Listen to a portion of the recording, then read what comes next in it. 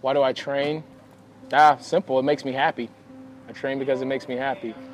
It's crazy because at the beginning I thought it was about working out, and working out is, though it's fun, training is completely different. I mean, because you're actually training with a purpose. You're training with a goal in mind. I'm a fairly goal-oriented individual, so anytime that you have an opportunity to do something with a goal in mind, i.e. training, I don't know, I like being able to accomplish something. So like each training session is a little bit different from the last one, but you try to get better with each passing training session.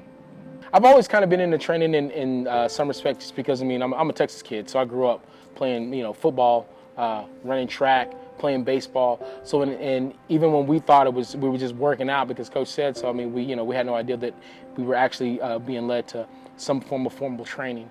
So I'd always had to be in the weight room. I'd always have to be on the track. I'd always have to work on some type of cardio in order to make my body better for competition. So I was introduced to it at an early age, even with my dad, have me outside running routes, doing push-ups, doing sit-ups, squat thrusts, what have you, during the off season, even when I was, 9, 10, 11.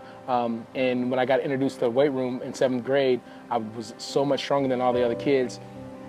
I just never really wanted to do it. So it wasn't until my later years in high school that I actually realized like being in the weight room could actually help you, training could actually really help you. And it wasn't until college when when I was trying to be an All-American, running back and an All-American sprinter, realizing that having training, an actual formal training program actually helps you get better. So I mean, anyone that's ever run any type of formal track or competed in any elite level track and field knows that you have to have a pretty meticulous and formal training schedule. Otherwise, you're going to get left behind. You're going to be slow. So I have the easiest, simplest, most fun job in the world. I'm a cheerleading coach. So being in the cheer industry, you have lots of time, and most of your time usually starts either prior to 9 a.m. or post 5 p.m. So the hours of the day that you would normally train for, like optimal training hours, your 8 to 5, those hours that I like to train, I have those times free. So I'm always able to get that training time in, so work doesn't necessarily conflict with it. Most of the time my job usually requires me to be up, at night, and of course, working during the weekend. So again, during that 5-day work week, I'm always good to go. I have always an open schedule. I tend to take on other people's battles a lot more so than my own. I champion a lot of people's causes. I don't know, like, I love people, man, and I love the opportunity to help a lot of people. So that'd probably be something that people wouldn't really know, that I'm a super emotional person when it comes to other people.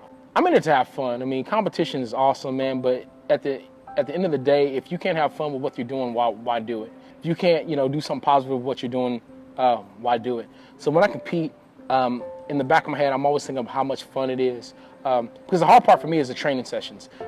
Training up until competition. I mean, you work your butt off, you grind, and in hopes of just getting maybe 2 pounds, 3 pounds, maybe 4 or 5 pound personal record.